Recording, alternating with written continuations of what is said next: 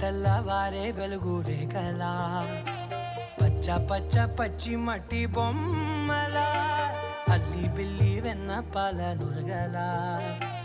అచ్చ తెలుగు ఇంటి పూల కొమ్మలా దేవదేవుడే పంపగా ఇలా దేవతే మా ఇంట అడుగే పెట్టెనంట బ్రహ్మ కళ్ళలో కాంతులే